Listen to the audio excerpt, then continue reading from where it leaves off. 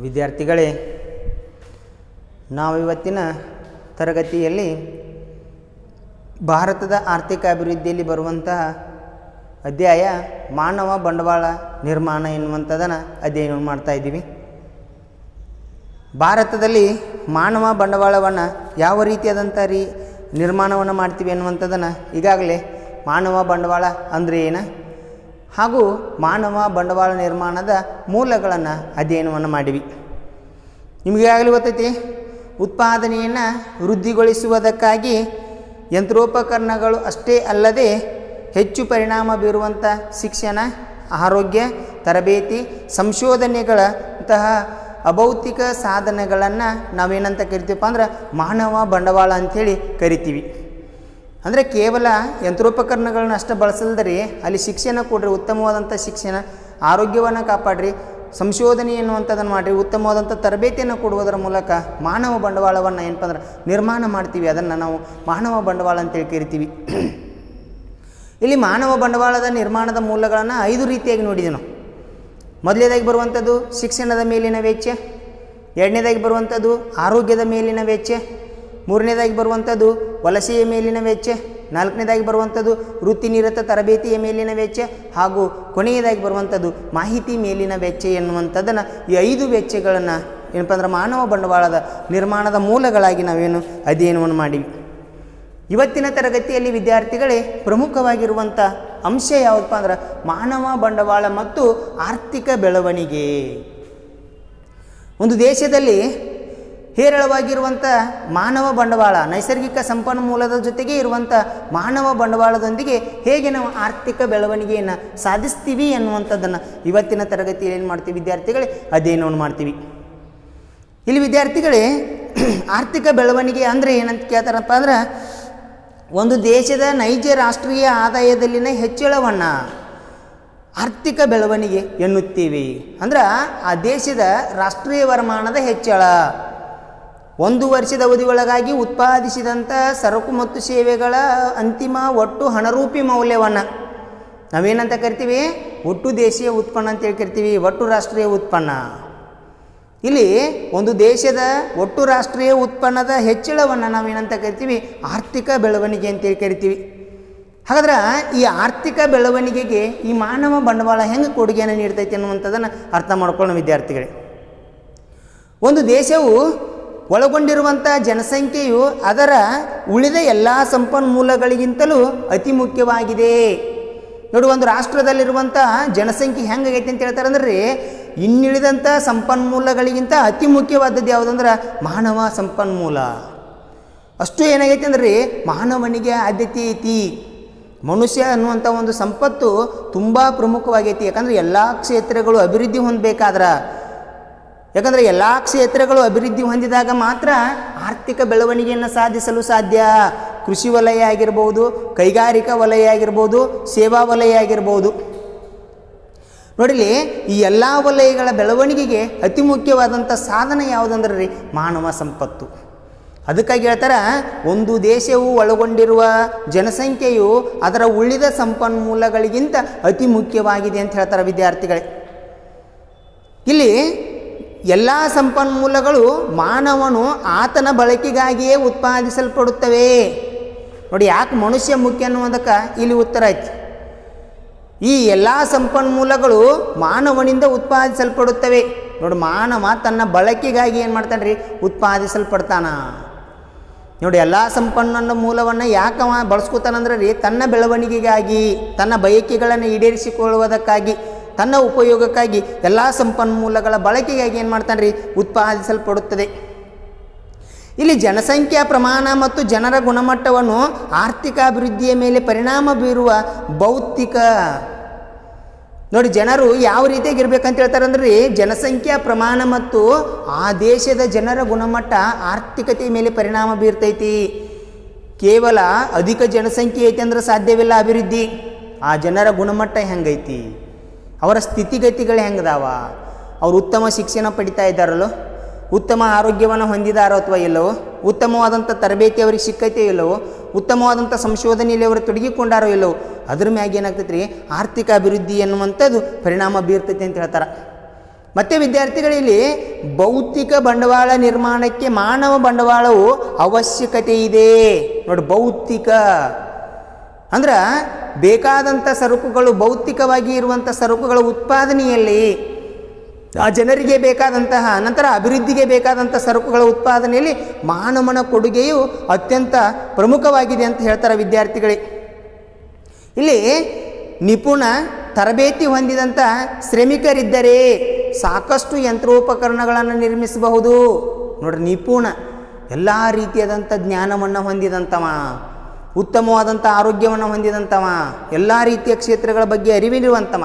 ನೋಡಿ, ನಿಪುಣನಾದಂಥವ ಆತ ಏನು ಮಾಡ್ತಾನೆ ಅಂತ ಹೇಳ್ತಾರೆ ರೀ, ಉತ್ತಮವಾದಂಥ ಶ್ರಮಿಕರಿದ್ದರೆ ಸಾಕಷ್ಟು ಯಂತ್ರೋಪಕರಣಗಳನ್ನು ನಿರ್ಮಿಸಬಹುದಲ್ಲದೆ ಅವುಗಳನ್ನು ನಡೆಸುವುದು, ಕಾಪಾಡುವುದು ಹಾಗೂ ದುಸ್ಥಿತಿಯನ್ನು ಏನಪ್ಪಂದ್ರೆ ದುರಸ್ತಿ ಮಾಡುವುದರ ಮೂಲಕ ಅವುಗಳನ್ನು ಬೆಳವಣಿಗೆಯಲ್ಲಿ ತೊಡಗಿಸಿಕೊಳ್ಳುವಂಥದ್ದು.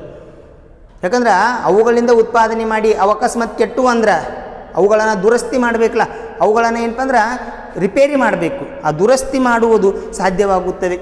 ಇದರಿಂದಾಗಿ ಆರ್ಥಿಕ ಬೆಳವಣಿಗೆಗೆ ವಿದ್ಯಾವಂತ ವ್ಯಕ್ತಿಯ ಕೊಡುಗೆಯು ಅನಕ್ಷರಸ್ಥ ವ್ಯಕ್ತಿ ಕೊಡುಗೆಗಿಂತ ಅಧಿಕವಾಗಿರುತ್ತದೆ. ವಿದ್ಯಾರ್ಥಿಗಳೇ, ಏನ ಶಿಕ್ಷಣ ಪಡೆದನಿ ನೋಡಿ, ಅವನದಿರುವಂಥ ಜ್ಞಾನ ಬೇರೆ, ಅನಕ್ಷರಸ್ಥನ ಜ್ಞಾನ ಬೇರೆ. ಅದಕ್ಕಾಗಿ ವಿದ್ಯಾವಂತ ಮನುಷ್ಯನೇ ಅನಕ್ಷರಸ್ಥ ವ್ಯಕ್ತಿಗಿಂತ ಹೆಚ್ಚು ಉತ್ಪಾದಕತೆಯಲ್ಲಿ ಏನು ಮಾಡ್ತಾನೆ ರೀ, ಕೊಡುಗೆಯನ್ನು ನೀಡ್ತಾನೆ. ಅಧಿಕವಾದಂಥ ಏನಪ್ಪ ಅಂದ್ರೆ ಕೊಡುಗೆಯನ್ನು ನೀಡಿ ಒಂದು ದೇಶದ ಆರ್ಥಿಕ ಬೆಳವಣಿಗೆಗೆ ಏನು ಮಾಡ್ತಾನೆ ವಿದ್ಯಾರ್ಥಿಗಳೇ, ಸಹಾಯ ಮಾಡ್ತಾನಂತ ಹೇಳ್ತೀವಿ. ನೋಡಿ, ಈ ರೀತಿಯಾದಂಥ ಮಾನವ ಬಂಡವಾಳ ಮತ್ತು ಆರ್ಥಿಕ ಬೆಳವಣಿಗೆ. ಇಲ್ಲಿ ಮಾನವ ಬಂಡವಾಳವು ದೇಶವೊಂದರ ಶೀಘ್ರ ಆರ್ಥಿಕ ಅಭಿವೃದ್ಧಿಗೆ ವಿಶೇಷವಾದ ಮಹತ್ವವನ್ನು ಪಡೆದುಕೊಂಡಿದೆ. ಹಾಗಾದರೆ ಮಾನವನಿಂದ ಆರ್ಥಿಕ ಬೆಳವಣಿಗೆಗೆ ಆಗುವಂಥ ಕೊಡುಗೆಗಳೇನ ನೋಡಿ ವಿದ್ಯಾರ್ಥಿಗಳೇ, ಅದರಲ್ಲಿ ಮೊದಲನೇದಾಗಿ ಬರುವಂಥ ಅಂಶ ಭೌತಿಕ ಬಂಡವಾಳದ ಅಭಿವೃದ್ಧಿಗೆ ಉತ್ತೇಜನ. ಭೌತಿಕ ಬಂಡವಾಳದ ಅಭಿವೃದ್ಧಿಗೆ ಉತ್ತೇಜನ.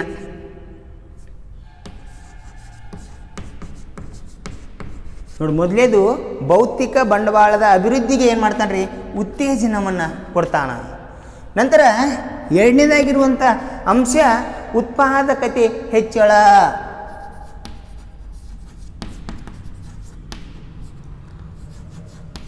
ಉತ್ಪಾದಕತೆ ಹೆಚ್ಚಳ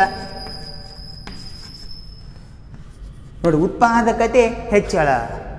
ನಂತರ ಮೂರನೇದಾಗಿ ಬರುವಂಥ ಅಂಶ ಜೀವನ ಗುಣಮಟ್ಟವನ್ನು ಹೆಚ್ಚಿಸುತ್ತದೆ. ಜೀವನದ ಗುಣಮಟ್ಟವನ್ನು ನೋಡಿ, ಜೀವನದ ಗುಣಮಟ್ಟವನ್ನು ಹೆಚ್ಚಿಸುತ್ತದೆ.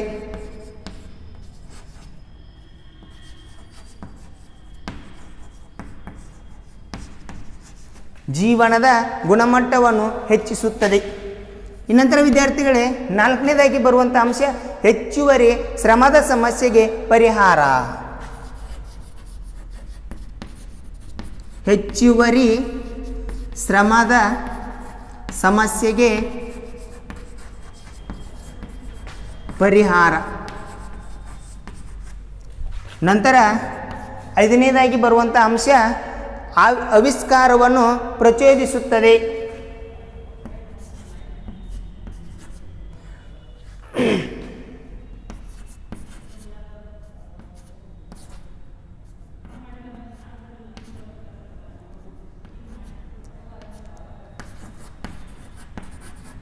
ಆವಿಷ್ಕಾರವನ್ನು ಪ್ರಚೋದಿಸುತ್ತದೆ.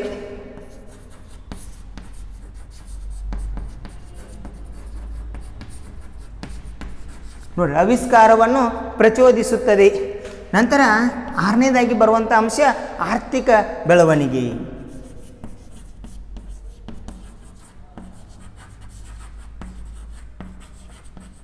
ನೋಡಿ, ಆರ್ಥಿಕ ಬೆಳವಣಿಗೆ. ನೋಡಿ, ಈ ರೀತಿಯಾಗಿ ವಿದ್ಯಾರ್ಥಿಗಳೇ ಇಲ್ಲಿ ಮಾನವ ಬಂಡವಾಳ ಮತ್ತು ಆರ್ಥಿಕ ಬೆಳವಣಿಗೆಯನ್ನು ನಾವು ಅಧ್ಯಯನ ಮಾಡಬೇಕಾದ್ರೆ ಆರ್ಥಿಕ ಅಭಿವೃದ್ಧಿಯಲ್ಲಿ ವಿಶೇಷ ಮಹತ್ವವನ್ನು ಪಡೆದುಕೊಂಡಿದೆ. ಯಾಕೆ ಮಾನವ ಬಂಡವಾಳ ಆರ್ಥಿಕ ಅಭಿವೃದ್ಧಿಯಲ್ಲಿ ವಿಶೇಷ ಮಹತ್ವ ಪಡ್ಕೊಂಡೈತೆ ಅಂದ್ರೆ ಈ 6 ಅಂಶಗಳು. ಮೊದಲೇದು ನೋಡ್ರಿ, ಭೌತಿಕ ಬಂಡವಾಳದ ಅಭಿವೃದ್ಧಿಗೆ ಉತ್ತೇಜನ. ಅಂದ್ರೆ ಆ ದೇಶದಲ್ಲಿ ಯಾವ ರೀತಿಯಾದಂಥ ಸರಕುಗಳು ಬೇಕು, ಬಂಡವಾಳವನ್ನು ಹೆಂಗೆ ನಾವು ಯಾವ ರೀತಿಯಾದಂಥ ಕ್ಷೇತ್ರದ ಮೇಲೆ ಬಂಡವಾಳವನ್ನು ಹೂಡಬೇಕು.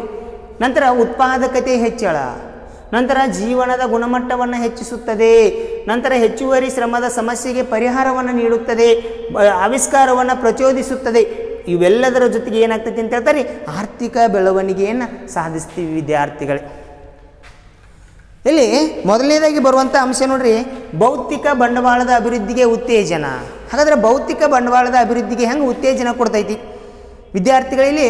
ಭೌತಿಕ ಬಂಡವಾಳವು ಆರ್ಥಿಕ ಅಭಿವೃದ್ಧಿಗೆ ಅವಶ್ಯಕವಾದದ್ದು. ಅಂದರೆ ಒಂದು ದೇಶದ ಅಭಿವೃದ್ಧಿಗೆ ಈ ಭೌತಿಕ ಬಂಡವಾಳ ಅತ್ಯಂತ ಅವಶ್ಯಕವಾಗೈತೆ ಅಂತ ಹೇಳ್ತಾರೆ ವಿದ್ಯಾರ್ಥಿಗಳೇ.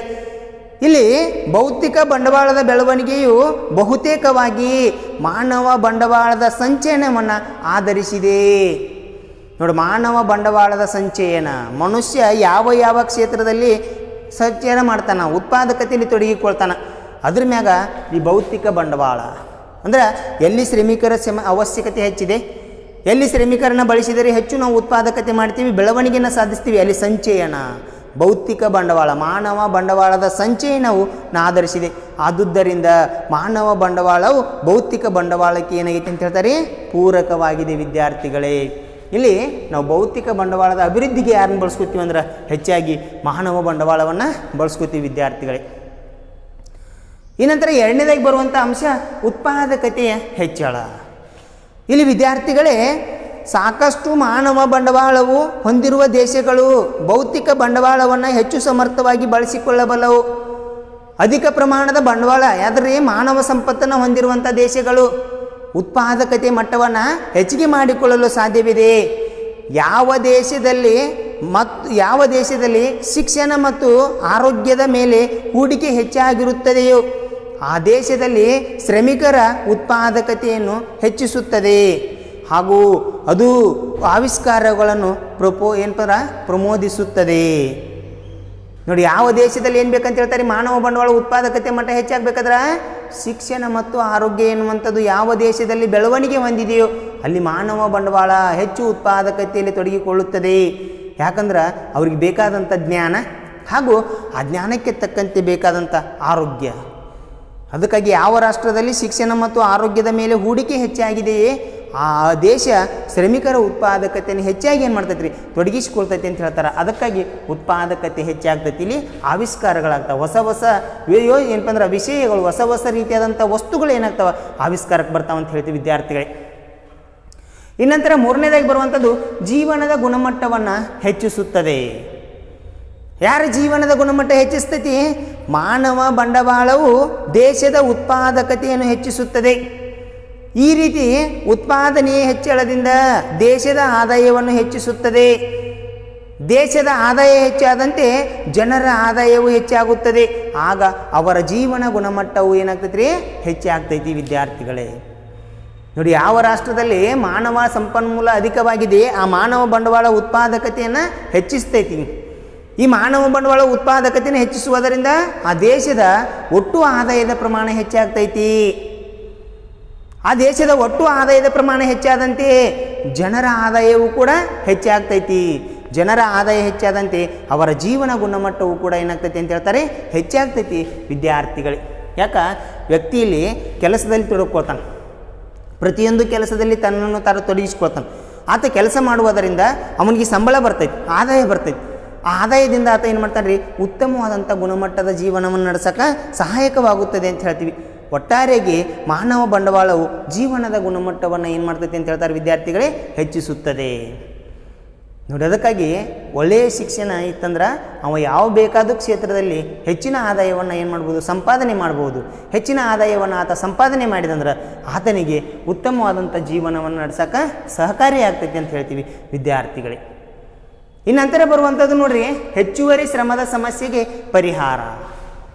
ಯಾಕಂದ್ರೆ ಶ್ರಮಿಕರ ಕೊರತೆಯನ್ನು ನೀಗಿಸೋದು ಮಾನವ ಬಂಡವಾಳ ಎನ್ನುವಂಥದ್ದು ಶ್ರಮಿಕರ ಕೊರತೆಯನ್ನು ನೀಗಿಸುವಂಥದ್ದು. ಶ್ರಮಿಕರು ಇಲ್ಲಿ ಕೊರತೆದಾರ್ಪ ಅನ್ನಂಗಿಲ್ಲ, ಅಲ್ಲಿ ಹೆಚ್ಚುವರಿ ಶ್ರಮಿಕರನ್ನು ಏನು ಮಾಡಿದ್ರಿ, ಪೂರೈಕೆ ಮಾಡುವಂಥದ್ದು, ಸಮಸ್ಯೆಯನ್ನು ಬಗೆಹರಿಸುವಂಥದ್ದು. ಹಾಗಾದ್ರಲ್ಲಿ ಹೆಚ್ಚುವರಿ ಶ್ರಮದ ಸಮಸ್ಯೆಗೆ ಪರಿಹಾರವನ್ನು ಹೆಂಗೆ ಕೊಡ್ತೈತಿ ಅಂತ ಹೇಳ್ತಾರಂದ್ರೆ, ಮಾನವನ ಶಕ್ತಿಗೆ ಸಂಬಂಧಿಸಿದಂತೆ ಎರಡು ಮುಖ್ಯ ಸಮಸ್ಯೆಗಳನ್ನು ನೋಡಿ, ಮಾನವನ ಶಕ್ತಿಗೆ ಸಂಬಂಧಿಸಿದಂತೆ ಎರಡು ಮುಖ್ಯ ಸಮಸ್ಯೆಗಳನ್ನು ಅಭಿವೃದ್ಧಿ ದೇಶಗಳು ಎದುರಿಸುತ್ತಿವೆ. ಯಾವ ಸಮಸ್ಯೆಗಳಂತ ಹೇಳ್ತಾರಂದ್ರೆ, ಈ ದೇಶಗಳ ಕೃಷಿ ವಲಯದಲ್ಲಿ ಅಗತ್ಯಕ್ಕಿಂತ ಅಧಿಕವಾದ ಶ್ರಮಶಕ್ತಿ ಇದ್ದು ಶ್ರಮದ ಪ್ರಚಂಡ ನಿರುದ್ಯೋಗಕ್ಕೆ ಕಾರಣವಾಗಿದೆ. ನೋಡ್ರಿ, ಕೃಷಿ ಕ್ಷೇತ್ರದಲ್ಲಿ ಅಪಾರವಾದಂಥ ಶ್ರಮಿಕರ ಶಕ್ತಿ ಐತಿ, ಆದರೆ ಅದು ಏನಾಗೈತಿ ಅಂತ ಹೇಳ್ತಾರೆ, ಪ್ರಚಂಡ ನಿರುದ್ಯೋಗಕ್ಕೆ ಕಾರಣವಾಗಿದೆ. ನೋಡಿಲಿ, ಕೃಷಿ ಕ್ಷೇತ್ರದಲ್ಲಿ ಹೆಚ್ಚಾಗಿ ಉದ್ಯೋಗಗಳು ಸಿಗದಿರುವ ಕಾರಣಕ್ಕಾಗಿ, ಯಾಕಂದ್ರೆ ಕೃಷಿ ಕ್ಷೇತ್ರ ನಿಮ್ಗೆ ಗೊತ್ತೈತ್ರಿ, ಅಲ್ಲಿ ಶ್ರಮಿಕರ ಅವಶ್ಯಕತೆ ಇದ್ದರೂ ಕೂಡ, ಅಲ್ಲಿ ಉತ್ಪಾದಕತೆ ಮಾಡೋಕ್ಕೆ ತೊಡಗಿದರೂ ಕೂಡ ಅಲ್ಲಿ ನಿರಂತರವಾದಂಥ ಉದ್ಯೋಗ ಇಲ್ಲ. ಕಾಲಕ್ಕೆ ತಕ್ಕಂತೆ ಏನಾಗ್ತೈತೆ ರೀ, ಉದ್ಯೋಗ ಸಿಗ್ತೈತಿ. ಅದಕ್ಕಾಗಿ ಅಲ್ಲಿ ಪ್ರಚಂಡ ನಿರುದ್ಯೋಗಕ್ಕೆ ಕಾರಣವಾಗಿದೆ ಅಂತ ಹೇಳ್ತಾರೆ. ನಂತರ ಕೈಗಾರೀಕರಣಕ್ಕೆ ಅಗತ್ಯವಾದ ಶ್ರಮಿಕರ ತೀವ್ರ ಕೊರತೆಯನ್ನು ಅನುಭವಿಸುತ್ತಿದೆ. ಕೈಗಾರಿಕೆಗಳಿಗೆ ಬೇಕಾದಂಥ ಶ್ರಮಿಕರ ಕೊರತೆ ತೀವ್ರವಾಗೈತೆ. ಯಾಕೆ ಹೇಳ್ರಿ, ಕೈಗಾರಿಕೆಯಲ್ಲಿ ಕೆಲಸ ಮಾಡುವಂತೆ ಶ್ರಮಿಕರಿಗೆ ಶಿಕ್ಷಣವನ್ನು ಅವ್ರು ಪಡ್ಕೊಂಡಿಲ್ಲ. ಅದರಿಂದಾಗಿ ಕೈಗಾರಿಕೆಗೆ ಬೇಕಾದಂಥ ಶ್ರಮಿಕರ ಕೊರತೆ ಏನಾಗ್ತಾ ಇದೆ, ಎದ್ದು ಕಾಣ್ತಾ ಇದೆ. ಇಲ್ಲಿ ಕೃಷಿಯಲ್ಲಿನ ಹೆಚ್ಚುವರಿ ಅಸ್ತಿತ್ವಕ್ಕೆ ನೈಪುಣ್ಯತೆಯ ಕೊರತೆ ಕಾರಣವಾಗಿದೆ. ನೈಪುಣ್ಯತೆ ಅಂದರೆ ಅವರಿಗೆ ಅದ್ರ ಬಗ್ಗೆ ಜ್ಞಾನ ಇಲ್ಲ. ಅದ್ರ ಬಗ್ಗೆ ಏನಪ್ಪ ಅಂದ್ರೆ ಯಾವ ರೀತಿಯಾದಂಥ ಮಾಡಬೇಕು ಅನ್ನುವಂಥ ತಿಳುವಳಿಕೆ ಇಲ್ಲ. ಅಲ್ಲಿ ನೈಪುಣ್ಯತೆಯ ಕೊರತೆ ಕಾರಣವಾಗಿದ್ದರೆ ಮಾನವ ಬಂಡವಾಳದ ಸಂಚಯನದಿಂದ ಅನುತ್ಪಾದಕ ಶ್ರಮವರ್ಗವನ್ನು ಉತ್ಪಾದಕ ಶ್ರಮವರ್ಗವನ್ನಾಗಿ ಪರಿವರ್ತಿಸಿ ನಿರುದ್ಯೋಗದ ಸಮಸ್ಯೆಯನ್ನು ಹೋಗಲಾಡಿಸಬಹುದು.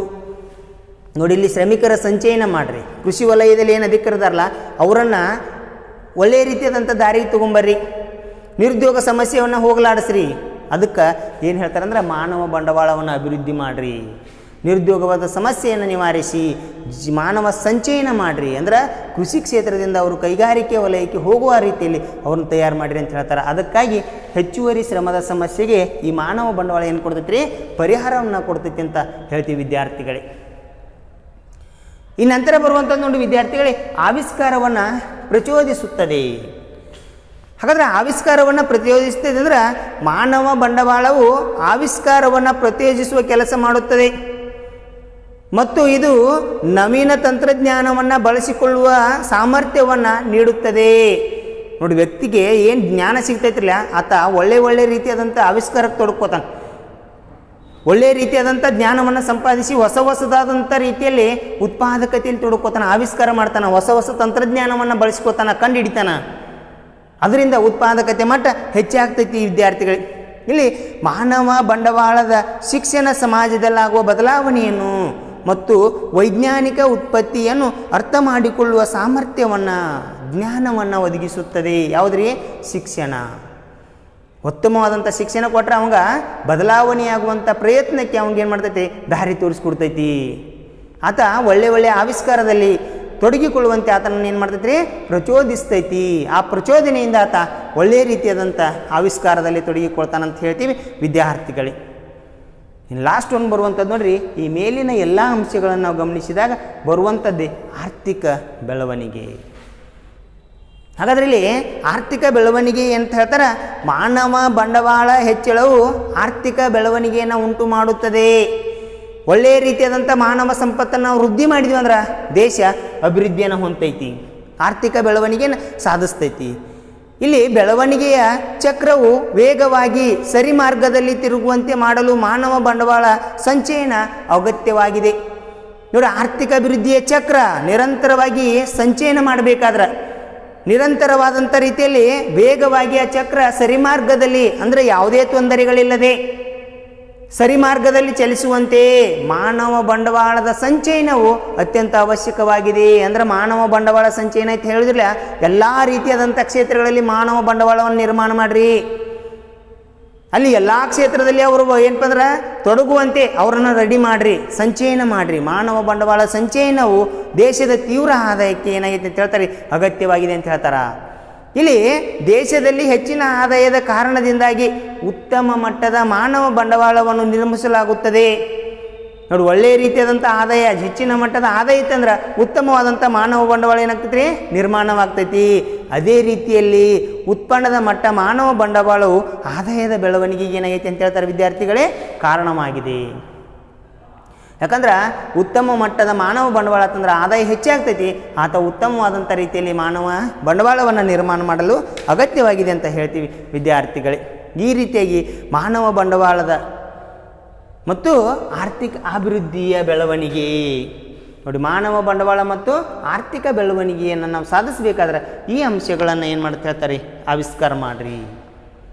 ನೋಡಿ ವಿದ್ಯಾರ್ಥಿಗಳಲ್ಲಿ, ಮಾನವ ಬಂಡವಾಳ ಹೂಡಿಕೆಯು ಬೆಳವಣಿಗೆಗೆ ಹೇಗೆ ಕೊಡುಗೆಯನ್ನು ಸಲ್ಲಿಸುತ್ತದೆ. ನಂತರ ಬರುವಂಥ ಅಂಶ, ಮಾನವ ಬಂಡವಾಳದ ಕೊಡುಗೆಯು ಹೂಡಿಕೆಗೆ ಹೇಗೆ ಏನಾಗ್ತೈತಿ, ಅವಶ್ಯಕವಾಗಿದೆ. ಹೂಡಿಕೆಯನ್ನು ಹೇಗೆ ಕೊಡುಗೆಯನ್ನು ಸಲ್ಲಿಸ್ತೈತಿ. ಇಲ್ಲಿ ವಿದ್ಯಾರ್ಥಿಗಳೇ, ಮಾನವ ಬಂಡವಾಳದ ಹೂಡಿಕೆಯ ಬೆಳವಣಿಗೆಯು ಹಲವು ರೀತಿಯಾದಂಥ ಕೊಡುಗೆಗಳನ್ನು ಸಲ್ಲಿಸುತ್ತದೆ. ಅವುಗಳೆಂದರೆ ನೋಡಿ, ಮಾನವ ಬಂಡವಾಳದ ಮೇಲೆ ನಾವು ಹೂಡಿಕೆಯನ್ನು ಮಾಡಿದ್ವಿ ಅಂದ್ರೆ ನಮಗೆ ಅನೇಕ ರೀತಿಯಾದಂಥ ಕೊಡುಗೆಗಳನ್ನು ಕೊಡ್ತೈತಿ ಅಂತ ಹೇಳ್ತಾರೆ ಅವ್ರು. ಅನೇಕ ರೀತಿಯಾದಂಥ ಕೊಡುಗೆಗಳನ್ನು ಸಲ್ಲಿಸ್ತೈತಿ. ಹಾಗಾದ್ರೆ ಆ ಕೊಡುಗೆಗಳು ಯಾವಪ್ಪ? ನಾವು ಮಾನವ ಬಂಡವಾಳದ ಮೇಲೆ ಹೂಡಿಕೆ ಮಾಡುವುದರಿಂದ ಆಗುವಂಥ ಬದಲಾವಣೆಗಳೇನ?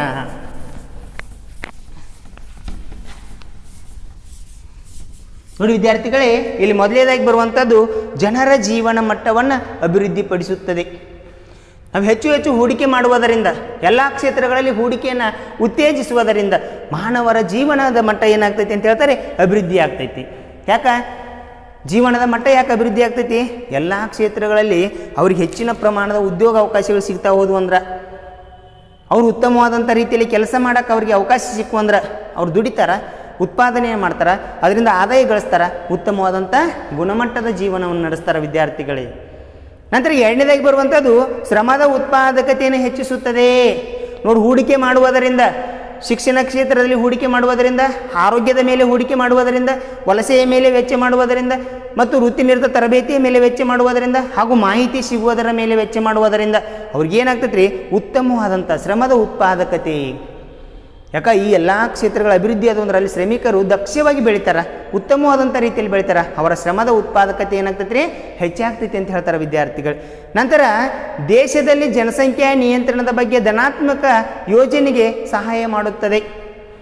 ನೋಡಿ, ಯಾವ ವ್ಯಕ್ತಿ ಜ್ಞಾನವನ್ನು ಹೊಂದಿರ್ತಾನ, ಯಾವ ವ್ಯಕ್ತಿ ಅಭಿವೃದ್ಧಿಯ ಬಗ್ಗೆ ಮನವರಿಕೆ ಮಾಡ್ಕೊಂಡಿರ್ತಾನ, ಅವ ಜನಸಂಖ್ಯೆಯನ್ನು ನಿಯಂತ್ರಿಸ್ತಾನ. ಅವ್ಗೆ ಗೊತ್ತಾಗ್ತೈತಿ ರೀ, ಅಧಿಕ ಪ್ರಮಾಣದ ದೇಶದಲ್ಲಿ ಜನಸಂಖ್ಯೆ ಆದರೆ ಏನು ತೊಂದರೆ ಉಂಟಾಗ್ತೈತಿ, ಯಾವ ಯಾವ ಕೊರತೆಗಳು ಉಂಟಾಗ್ತಾವ, ಅದರಿಂದಾಗಿ ಆರ್ಥಿಕ ಅಭಿವೃದ್ಧಿ ಮೇಲೆ ಏನು ಪರಿಣಾಮ ಬೀರ್ತೈತಿ, ಇದನ್ನು ಅರ್ಥ ಮಾಡ್ಕೊಂಡು ನಾವು ಏನು ಮಾಡ್ತಾನೆ ರೀ, ಜನಸಂಖ್ಯೆಯನ್ನು ನಿಯಂತ್ರಿಸ್ತಾನ. ಇಷ್ಟೇ ಸಾಕಪ್ಪ, 1 ಮಗು ಅಥವಾ 2 ಮಗು ಸಾಕು, ಜನಸಂಖ್ಯೆಯನ್ನು ಏನು ಮಾಡ್ತಾನೆ ರೀ, ನಿಯಂತ್ರಿಸ್ತಾನ. ನಂತರ ದೇಶದ ಉತ್ಪಾದನೆಯ ಪ್ರಮಾಣವನ್ನು ಹೆಚ್ಚಿಸುತ್ತದೆ. ನೋಡಿ, ಹೂಡಿಕೆ ಮಾಡುವುದರಿಂದ, ಅಪಾರ ಪ್ರಮಾಣದ ಹೂಡಿಕೆ ಮಾಡುವುದರಿಂದ ದೇಶದ ಉತ್ಪಾದನೆಯ ಮಟ್ಟ ಹೆಚ್ಚಾಗ್ತೈತಿ. ಎಲ್ಲ ವಲಯಗಳಿಗೆ ಬೇಕಾದಂಥ ಮೂಲಭೂತ ಸೌಕರ್ಯಗಳು ಸಿಕ್ಕು ಅಂದ್ರೆ, ಎಲ್ಲ ಕ್ಷೇತ್ರಗಳಿಗೆ ಬೇಕಾದಂಥ ಅವಶ್ಯಕವಾದಂಥ ಸರಕುಗಳು ಸಿಕ್ಕು ಅಂದ್ರೆ ಅಲ್ಲಿ ಉತ್ಪಾದಕತೆ ಏನಾಗ್ತೈತೆ ರೀ, ತನ್ನಿಂದ ತಾನೇ ಹೆಚ್ಚಾಗ್ತೈತಿ ಅಂತ ಹೇಳ್ತೀವಿ ವಿದ್ಯಾರ್ಥಿಗಳೇ. ಇಷ್ಟೆಲ್ಲ ನಂತರ ಬರುವಂಥದ್ದು ದೇಶದ ಜನರ ಜೀವನದ ನಿರೀಕ್ಷೆ ಅಧಿಕವಾಗಲು ಸಹಾಯವಾಗುತ್ತದೆ. ಅಂದ್ರೆ ಆ ದೇಶದಲ್ಲಿರುವಂಥ, ಆ ರಾಷ್ಟ್ರದಲ್ಲಿರುವಂಥ ಜನರ ಜೀವನ, ಅವರು ಉತ್ತಮವಾದಂಥ ಜೀವನ ಏನಾಗ್ತೈತೆ ರೀ, ಅವರ ನಿರೀಕ್ಷೆ ಅಧಿಕವಾಗಲು. ಹೌದಪ್ಪ, ನಾನು ನಿರೀಕ್ಷೆ ಇಟ್ಕೊಂಡಂಗೆ ಬೆಳಿತೀನು, ಆ ನಿರೀಕ್ಷೆ ಬೆಳವಣಿಗೆಗೆ ಏನಾಗ್ತೈತೆ ರೀ, ಅಧಿಕವಾಗ್ತೈತಿ ಅಂತ ಹೇಳ್ತಾರೆ ವಿದ್ಯಾರ್ಥಿಗಳು. ಒಟ್ಟಾರೆ ಮಾನವ ಬಂಡವಾಳ ಸರಕು ಸೇವೆಗಳ ಸಂಘಟನಾ ಚಾತುರ್ಯವನ್ನು ಒದಗಿಸುವುದರ ಜೊತೆಗೆ ಶ್ರಮವನ್ನು ಪೂರೈಸಿ ಆರ್ಥಿಕ ಬೆಳವಣಿಗೆಯ ವೇಗವನ್ನು ಹೆಚ್ಚಿಸುವಲ್ಲಿ ಪ್ರಮುಖವಾದಂಥ ಪಾತ್ರವನ್ನು ವಹಿಸುತ್ತದೆ ವಿದ್ಯಾರ್ಥಿಗಳೇ. ನೋಡಲೇನು ಹೇಳ್ತಾರೆ ಅಂದ್ರೆ, ಒಟ್ಟಾರೆಯಾಗಿ ಮಾನವ ಬಂಡವಾಳ ನಿರ್ಮಾಣ ಎನ್ನುವಂಥದ್ದು ದೇಶದ ಸರಕು ಸೇವೆಗಳು ಸಂಘಟನಾ ಚಾತುರ್ಯವನ್ನು, ನೋಡಿ ಸಂಘಟನಾ ಚಾತುರ್ಯ ಅಂದ್ರೆ ರೀ, ಒಟ್ಟಿಗೆ ನಾವೆಲ್ಲರೂ ಕೂಡ ಏನಪ್ಪ ಅಂದ್ರೆ ಅಭಿವೃದ್ಧಿ ಮಾಡೋಣ. ಈ ಸಂಘಟನಾ ಚಾತುರ್ಯವನ್ನು ಒದಗಿಸುವುದರ ಜೊತೆಗೆ ಶ್ರಮವನ್ನು ಪೂರೈಸಿ ಆರ್ಥಿಕ ಅಭಿವೃದ್ಧಿಗೆ ವೇಗವಾಗಿ ಹೆಚ್ಚಿಸಲು ಸಹಾಯಕವಾಗುತ್ತದೆ ಅಂತ ಹೇಳ್ತೀವಿ ವಿದ್ಯಾರ್ಥಿಗಳು. ಅದೇ ಮಾನವ ಬಂಡವಾಳ ಮತ್ತು ಆರ್ಥಿಕ ಬೆಳವಣಿಗೆ ಎನ್ನುವಂಥ ಅಂಶ. ಈ ನಂತರ ಬರುವಂಥದ್ದು ನೋಡ್ರಿ ವಿದ್ಯಾರ್ಥಿಗಳೇ, ಅತ್ಯಂತ ಪ್ರಮುಖವಾಗಿರುವಂಥದ್ದು ಶಿಕ್ಷಣ ಮತ್ತು ಆರೋಗ್ಯದ ಸೂಚಕಗಳು.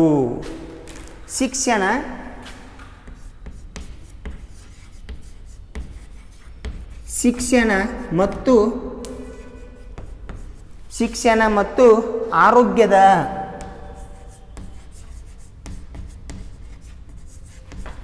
ಆರೋಗ್ಯದ ಸೂಚಕಗಳು. ಶಿಕ್ಷಣ ಮತ್ತು ಆರೋಗ್ಯದ ಸೂಚಕಗಳು ವಿದ್ಯಾರ್ಥಿಗಳೇ. ಇಲ್ಲಿ ಸಾಮಾನ್ಯವಾಗಿ ಆರೋಗ್ಯ ಮತ್ತು ಶಿಕ್ಷಣ ನಡುವೆ ನೇರವಾದಂಥ ಸಂಬಂಧವಿದೆ.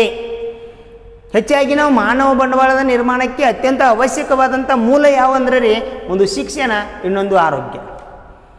ಹೆಚ್ಚುವಾದಂಥ ರೀತಿಯಲ್ಲಿ, ದಕ್ಷವಾದಂಥ ರೀತಿಯಲ್ಲಿ ಅವಶ್ಯಕವಾಗಿ ಬೇಕಾದಂಥ ಒಬ್ಬ ಮಾನವನ ಬಂಡವಾಳ ನಿರ್ಮಾಣ ಮಾಡಬೇಕಾದ್ರೆ ಆ ರಾಷ್ಟ್ರಕ್ಕೆ ಬೇಕಾದಂಥ ಅವಶ್ಯಕವಾದಂಥ ಸಂಪನ್ಮೂಲ ಯಾವುದಂದ್ರೆ ಒಂದು ಶಿಕ್ಷಣ, ಇನ್ನೊಂದು ಆರೋಗ್ಯ. ಯಾಕೆ ಹೇಳ್ತಾರೆ ಅಂದ್ರೆ ರೀ, ಈ ಶಿಕ್ಷಣ ಮತ್ತು ಆರೋಗ್ಯದ ನಡುವೆ ನೇರವಾದಂಥ ಸಂಬಂಧ ಐತಿ. ಇಲ್ಲಿ ಜನರು ಸಾಕ್ಷರತೆಯಿಂದ ತಮ್ಮ ಆರೋಗ್ಯದ ಕಡೆಗೆ ಹೆಚ್ಚು ಗಮನವನ್ನು ಕೊಡುತ್ತಾರೆ.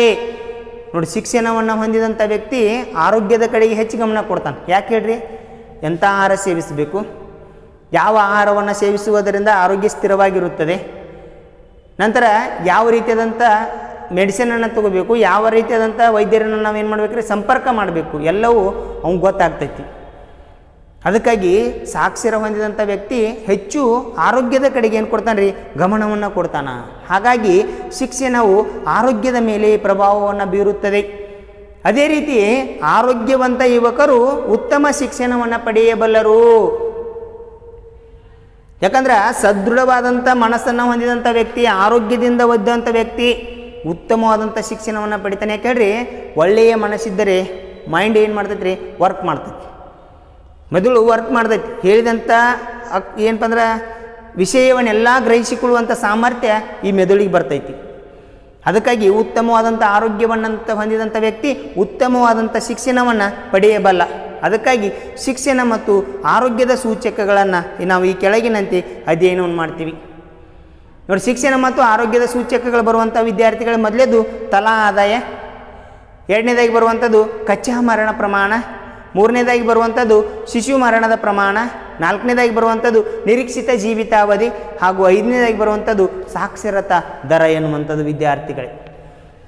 ಒಟ್ಟಾರೆಗೆ ಶಿಕ್ಷಣ ಮತ್ತು ಆರೋಗ್ಯ ವಲಯದ ಆಯ್ದ ಸೂಚಕಗಳೆನ್ನುವಂಥ ಪ್ರಶ್ನೆ ಬರ್ತೈತೆ, ನಿಮಗೆ ನೆನಪಿಟ್ಟುಕೊಳ್ಳಿ ವಿದ್ಯಾರ್ಥಿಗಳೇ. ಈ ಶಿಕ್ಷಣ ಮತ್ತು ಆರೋಗ್ಯದ ಸೂಚಕಗಳು 5 ರೀತಿಯಾದಂಥ ಸೂಚಕಗಳ ಮೂಲಕ ನಾವೇನು ಮಾಡ್ತೀವಿ, ಅಧ್ಯಯನವನ್ನು ಮಾಡ್ತೀವಿ.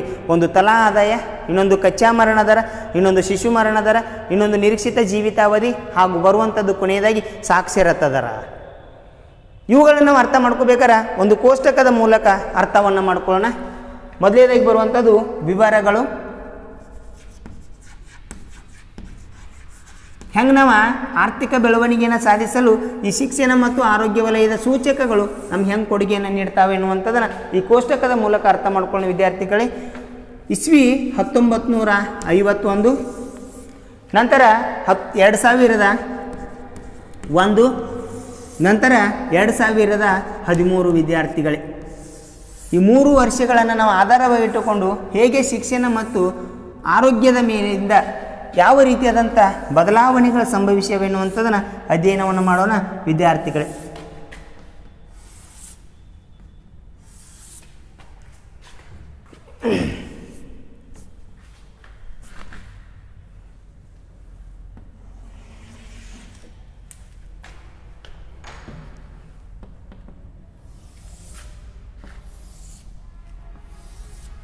ನೋಡಿ ವಿದ್ಯಾರ್ಥಿಗಳಲ್ಲಿ ಮೊದಲನೇದಾಗಿ ಬರುವಂಥದ್ದು ನೈಜ ತಲಾ ಆದಾಯ.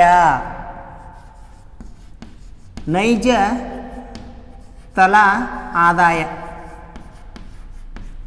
ನೈಜ ತಲಾ ಆದಾಯ ಇದು ರೂಗಳಲ್ಲಿ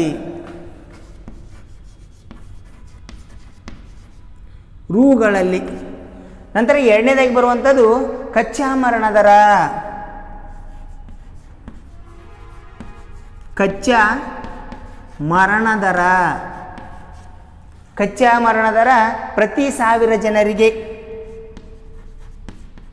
ಪ್ರತಿ 1000 ಜನರಿಗೆ.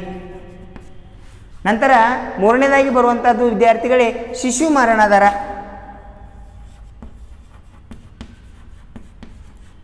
ಶಿಶು ಮರಣ ದರ ಇದು ಕೂಡ ಪ್ರತಿ 1000 ಜನರಿಗೆ.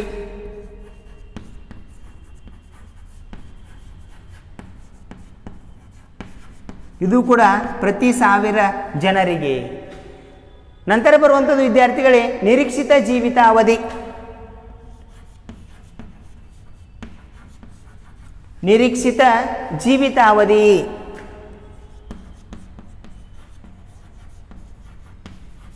ನಿರೀಕ್ಷಿತ ಜೀವಿತಾವಧಿ ಇದು ವರ್ಷಗಳಲ್ಲಿ.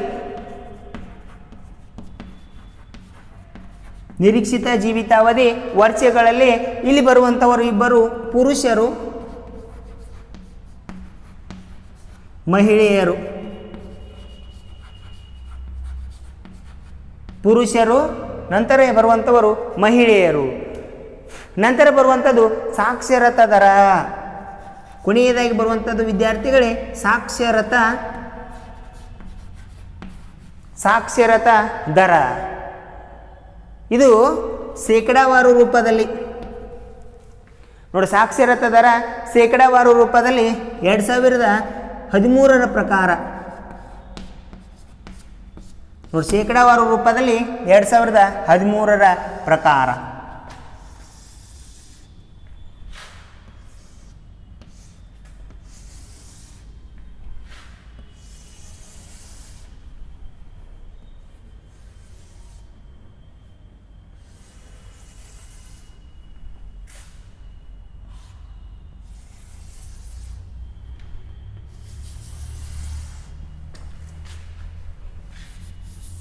ನೋಡಿ, ಈ ರೀತಿಯಾಗಿ ವಿದ್ಯಾರ್ಥಿಗಳೇ ಶಿಕ್ಷಣ ಮತ್ತು ಆರೋಗ್ಯ ವಲಯದ ಆಯ್ದ ಸೂಚಕಗಳನ್ನು ನಾವೇನಪ್ಪ ಅಂದ್ರೆ ಅಧ್ಯಯನವನ್ನು ಮಾಡೋಣ.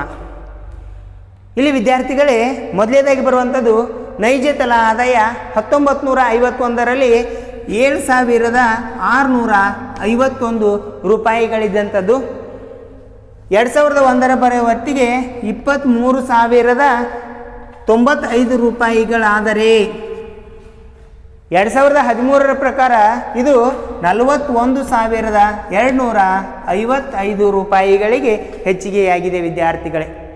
ಹಾಗಾದರೆ ಇಲ್ಲಿ ಗಮನಿಸ್ರಿ, ಶಿಕ್ಷಣ ಮತ್ತು ಆರೋಗ್ಯ ವಲಯದಲ್ಲಿ ಆದಂಥ ಬದಲಾವಣೆಗಳಿಂದ ಒಬ್ಬ ವ್ಯಕ್ತಿಯ ತಲಾ ಆದಾಯದ ಪ್ರಮಾಣ ದೇಶದ ಅಭಿವೃದ್ಧಿಗೆ ಏನಾಗ್ತೈತೆ ರೀ, ಕೊಡುಗೆ ನೀಡ್ತೈತಿ ಅನ್ನುವಂಥದ್ದು ನಾವು ಅಧ್ಯಯನ ಮಾಡ್ತೀವಿ. ನೋಡಿ, ಇಲ್ಲಿ ನೈಜ ತಲಾ ಆದಾಯ ಎನ್ನುವಂಥದ್ದು 1951 ಒಬ್ಬ ವ್ಯಕ್ತಿ ಒಂದು ವರ್ಷ ದುಡಿದ್ರಂದ್ರೆ ರೀ ಅವನ ಆದಾಯದ ಪ್ರಮಾಣ ಎಷ್ಟಂದ್ರೆ ಕೇವಲ 7,651 ರೂಪಾಯಿ ಆಯಿತು. ಆದರೆ 2001 ವೇಳೆಗೆ ಅದರ ತಲಾ ಆದಾಯ ಹೆಚ್ಚಾಗೈತಿ. ಯಾಕೆ? ಶಿಕ್ಷಣ ಮತ್ತು ಆರೋಗ್ಯದಲ್ಲಿ ಬದಲಾವಣೆಯನ್ನು ಸಾಧಿಸಿ ವಿದ್ಯಾರ್ಥಿಗಳೇ ಅದನ್ನು ಇಲ್ಲಿ ನಮಗೆ ತಿಳಿಸ್ಕೊಡ್ತೈತಿ. ನೋಡಿ, 23,095 ರೂಪಾಯಿ. ನಂತರ 2013 ನೋಡಿ, 2013 ಹೊತ್ತಿಗೆ ಎಷ್ಟಾಗೈತಿ ಅಂದರೆ ಸದ್ಯದಲ್ಲಿ 41,255 ರೂಪಾಯಿಗಳು. ಅಂದ್ರೆ ಇದರ ಅರ್ಥ ದೇಶ ಅಭಿವೃದ್ಧಿಯನ್ನು ಹೊಂದ್ತಾ ಇದೆ. ಜನರು ಜೀವನ ಮಟ್ಟ ಏನಾಗ್ತಾ ಇದೆ ರೀ, ಆದಾಯದ ಪ್ರಮಾಣ ಹೆಚ್ಚಾಗ್ತದೆ ಎನ್ನುವಂಥದ್ದನ್ನು ನಾವಿಲ್ಲಿ ಅರ್ಥ ಮಾಡ್ಕೋತೀವಿ ವಿದ್ಯಾರ್ಥಿಗಳೇ. ಈ ನಂತರ ಕಚ್ಚಾ ಮರಣ ದರ ಪ್ರತಿ 1000 ಜನರಲ್ಲಿ 1951ರಲ್ಲಿ ಎಷ್ಟಿತ್ತಂದ್ರೆ ರೀ 25.1 ಇದ್ದಂಥದ್ದು 2001 ವೇಳೆಗೆ ಎಷ್ಟು ಬಂತಂದ್ರೆ ರೀ 8.1ಕ್ಕೆ ತಲುಪಿದೆ. ಸದ್ಯದಲ್ಲಿ ಇದರ ಪ್ರಮಾಣ ಎಷ್ಟೈತೆ ಅಂದ್ರೆ ರೀ ಕೇವಲ 7ರಷ್ಟು. ಹಾಗಾದರೆ ವಿದ್ಯಾರ್ಥಿಗಳಲ್ಲಿ ಗಮನಿಸ್ರಿ, ಕಚ್ಚಾ ಮರಣ ದರದ ಪ್ರಮಾಣ ವರ್ಷದಿಂದ ವರ್ಷಕ್ಕೆ ಏನಾಗ್ತಾ ಹೋಗಿದೆ, ಕಡಿಮೆ ಆಗ್ತಾ ಹೋಗಿದೆ. ಯಾಕೆ ಕಡಿಮೆ ಆಗೈತಿ ಅಂದ್ರೆ ರೀ ಜನರಿಗೆ ಆರೋಗ್ಯದ ಬಗ್ಗೆ ಕಾಳಜಿ ಬಂದೈತಿ, ಉತ್ತಮವಾದಂಥ ಆರೋಗ್ಯ ಕಾಪಾಡಿಕೊಳ್ಬೇಕೆನ್ನುವಂಥ ಕಾಳಜಿ ಬಂದೈತಿ. ಆರೋಗ್ಯ ಕ್ಷೇತ್ರದಲ್ಲಿ ಅಪಾರವಾದಂಥ ಬದಲಾವಣೆಯನ್ನು ಸಾಧಿಸಿವೆ ಅನ್ನುವಂಥದ್ದು ಇಲ್ಲಿ ಗುರ್ತಾಗ್ತೈತಿ. ಕಾರಣ ಇದಕ್ಕೆ ಶಿಕ್ಷಣ. ನೋಡಿ, ಆರೋಗ್ಯ ಕ್ಷೇತ್ರದಲ್ಲಿ ಅಪಾರವಾದಂಥ ಬದಲಾವಣೆ ನಾವು ಸಾಧಿಸಿವಿ ಅಂದರೆ ಇದಕ್ಕೆ ಕಾರಣ ಏನಂತ ಹೇಳ್ತಾರೆ, ಶಿಕ್ಷಣ ಎನ್ನುವಂಥದ್ದು. ಅದಕ್ಕಾಗಿ ನೋಡಿ 25.1 ಇದ್ದಿದ್ದು 8.1ಕ್ಕೆ ಬಂದಿದ್ದು ಎಷ್ಟಕ್ಕೈತಿ ರೀ 7ಕ್ಕೈತಿ. ಇನ್ನಂತರ ಶಿಶು ಮರಣದ ಪ್ರಮಾಣ ಪ್ರತಿ 1000 ಮಕ್ಕಳಲ್ಲಿ ಶಿಶು ಮರಣದ ಪ್ರಮಾಣ 1951ರಲ್ಲಿ 146 ಮಕ್ಕಳು ಸಾವನ್ನಪ್ತಾ ಇದ್ರೆ 2001 ವೇಳೆಗೆ ಅದು 63ಕ್ಕೆ ಬಂದು ತಲುಪಿದೆ. ಸದ್ಯದ ಪರಿಸ್ಥಿತಿಯಲ್ಲಿ ಎಷ್ಟಾಗೈತೆ ಅಂದ್ರೆ ರೀ 40. ಅಂದರೆ ಇಲ್ಲಿ ಮಕ್ಕಳ ಆರೋಗ್ಯದ ಮೇಲೆ ಏನಾದರೂ ತೊಂದರೆಯಾಗಿ, ಯಾಕಂದರೆ ಈಗಾಗಲೇ ನೀವು ಹಿಂದಿನ ಅಧ್ಯಾಯದಾಗ ಓದಿರಿ ಬಡತನ, ಅಲ್ಲಿ ಬಡತನದಾಗ ನೋಡಿರಿ ಗ್ರಾಮೀಣ ಪ್ರದೇಶದ ಮಹಿಳೆಯರು ತಾಯ್ತನಕ್ಕೆ ಸಂಬಂಧಿಸಿದಂತೆ ಕಡಿಮೆ ಪ್ರಮಾಣದ ಆರೈಕೆಯನ್ನು ಪಡೆಯುತ್ತಾರೆ. ನೋಡಿ, ಅಲ್ಲಿ ಮಕ್ಕಳ ಪ್ರಮಾಣ ಆರೈಕೆ ಅದಕ್ಕೆ ಬೇಕಾದಂಥ ಪೌಷ್ಟಿಕಾಂಶ ಭರಿತವಾದಂಥ ಆಹಾರ, ನಂತರ ಬೇಕಾದಂಥ ವೈದ್ಯಕೀಯ ಸೌಲಭ್ಯಗಳು ಅವಾಗ ಕಡಿಮೆ ಇದ್ದು, ಆದರೆ ಈಗಿನ ಕ್ಷೇತ್ರದಲ್ಲಿ ಹೆಚ್ಚಾಗ್ಯಾವ. ಅದಕ್ಕಾಗಿ 146 ಇದ್ದ 63ಕ್ಕೆ ಬಂತು. 63 ಇದ್ದಿದ್ದು ಸದ್ಯ ಎಷ್ಟಾಗೈತೆ ರೀ 40 ಆಗಿದೆ ಅಂತ ಹೇಳ್ತೀವಿ ವಿದ್ಯಾರ್ಥಿಗಳು. ಈ ನಂತರ ನಿರೀಕ್ಷಿತ ಜೀವಿತಾವಧಿ ಇಲ್ಲಿ ನೋಡಿ ವಿದ್ಯಾರ್ಥಿಗಳೇ, ನಿರೀಕ್ಷಿತ ಜೀವಿತಾವಧಿಯೊಳಗೆ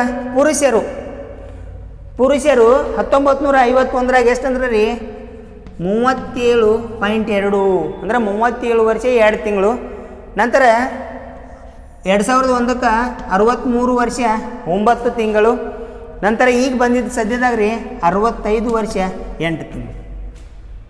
2013 ಪ್ರಕಾರ 65 ವರ್ಷ 8 ತಿಂಗಳು. ಇನ್ನಂತರ ಮಹಿಳೆಯರು 36 ವರ್ಷ 2 ತಿಂಗಳು. ನಂತರ 66 ವರ್ಷ 9 ತಿಂಗಳು. ನಂತರ 69 ವರ್ಷ 3 ತಿಂಗಳು.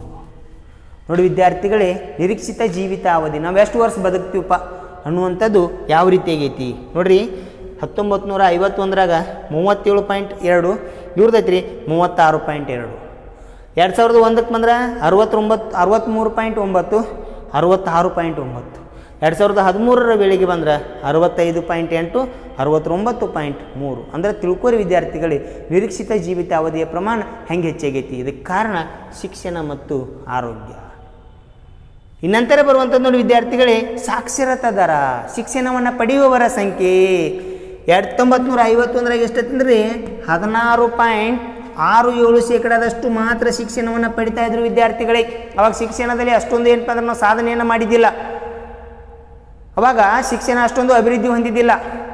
ಆದರೆ 2001 ವೇಳೆಗೆ ಇವರ ಪ್ರಮಾಣ ಎಷ್ಟಂದ್ರೆ 65.20ಕ್ಕೆ ಬಂದು ತಲುಪಿತು. 2013 ಪ್ರಕಾರ ಭಾರತದ ಸಾಕ್ಷರತಾ ದರ ಎಷ್ಟಾಗೈತೆ ಅಂದರೆ ವಿದ್ಯಾರ್ಥಿಗಳೇ 74%. ನೋಡಿ ವಿದ್ಯಾರ್ಥಿಗಳು, 74% ನಾವೇನು ಸಾಧಿಸೀವಿ, ಸಾಕ್ಷರತಾ ದರವನ್ನು ಸಾಧಿಸೀವಿ. ನೋಡಿ ಅವಾಗ ಶಿಕ್ಷಣ 1951 ಅಷ್ಟೊಂದು ಮುಂದುವರೆದಿದ್ದಿಲ್ಲ, ಕೇವಲ 16.67 2001 ಬಂದಾಗ 65.20ಕ್ಕೆ ಹೆಚ್ಚಾಯಿತು. ಸದ್ಯದಲ್ಲಿ 2013 ಪ್ರಕಾರ ಭಾರತದ ಸಾಕ್ಷರತಾ ದರ ಎಷ್ಟೈತಿ ಅಂದ್ರೆ 74% ಐತಿ. ಅಂದ್ರೆ ಈ ಕೋಷ್ಟಕವನ್ನು ನಾವು ನೋಡಿದಾಗ ಮಾನವ ಬಂಡವಾಳ ನಿರ್ಮಾಣದಲ್ಲಿ ಶಿಕ್ಷಣ ಮತ್ತು ಆರೋಗ್ಯ ಸೂಚಕಗಳು ಯಾವ ರೀತಿಯಾದಂಥ ಬದಲಾವಣೆಯನ್ನು ಹೊಂದಿ ಒಂದು ದೇಶದ ಅಭಿವೃದ್ಧಿಗೆ ಕೊಡುಗೆಯನ್ನು ನೀಡ್ತವೆ ಎನ್ನುವಂಥದ್ದನ್ನು ಈ ಕೋಷ್ಟಕ ನಮಗೇನು ಮಾಡ್ತೈತಿ ವಿದ್ಯಾರ್ಥಿಗಳು ತಿಳಿಸ್ಕೊಡ್ತೈತಿ. ಒಟ್ಟಾರೆಯಾಗಿ ಭಾರತದಲ್ಲಿ ಮಾನವ ಬಂಡವಾಳ ನಿರ್ಮಾಣಕ್ಕೆ ಸರ್ಕಾರಗಳು ಹೆಚ್ಚಿನದಾದಂಥ ಮಹತ್ವ ನೀಡುತ್ತಿರುವುದರಿಂದ ದೇಶದಲ್ಲಿ ಮಾನವ ಬಂಡವಾಳದ ಪ್ರಮಾಣ ಮತ್ತು ಗುಣಮಟ್ಟ ಹೆಚ್ಚುತ್ತಿರುವುದನ್ನು ನಾವೇನು ಮಾಡ್ತೀವಿ, ಕಾಣ್ತೀವಿ. ನೋಡಿ, ಸರ್ಕಾರ ಶಿಕ್ಷಣಕ್ಕಾಗಿ ಅಪಾರ ಪ್ರಮಾಣದ ವೆಚ್ಚ ಮಾಡ್ತಾ ಇದೆ, ಖರ್ಚು ಮಾಡ್ತಾ ಇದೆ.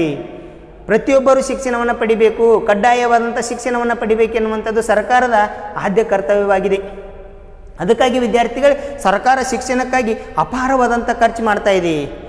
ಈಗಾಗಲೇ ನೀವು ನೋಡ್ತೀರಿ ಎಷ್ಟು ಏನಪ್ಪ ಅಂದ್ರೆ ಉಚಿತ 1ರಿಂದ 10ನೇ ತರಗತಿವರೆಗೆ ಉಚಿತ ಶಿಕ್ಷಣ. ಏನು ಬೇಕು, ಮೂಲಭೂತ ಸೌಕರ್ಯ, ಪುಸ್ತಕ ಕೊಡ್ತಾರ, ಮತ್ತೇನಪ್ಪ ಅಂದ್ರೆ ಸೈಕಲ್ ಕೊಡ್ತಾರ, ಬಟ್ಟೆ ಕೊಡ್ತಾರ, ಹಾಗೂ ಮಧ್ಯಾಹ್ನದ ಬಿಸಿ ಊಟವನ್ನು ಕೊಡ್ತಾ ಇದ್ದಾರೆ ವಿದ್ಯಾರ್ಥಿಗಳಿಗೆ. ಕಾರಣ ಪ್ರತಿಯೊಬ್ಬರು ಶಿಕ್ಷಣವನ್ನು ಪಡೆದು ಉತ್ತಮವಾದಂಥ ದೇಶದ ಅಭಿವೃದ್ಧಿಗೆ ಒಬ್ಬ ಉತ್ತಮ ಮಾನವ ಬಂಡವಾಳವಾಗಿ ನಿರ್ಮಾಣವಾಗಲಿ ಎನ್ನುವಂಥದ್ದು ಸರ್ಕಾರದ ಕೊಡುಗೆಯಾಗಿದೆ ಅಂತ ಹೇಳ್ತೀವಿ ವಿದ್ಯಾರ್ಥಿಗಳೇ.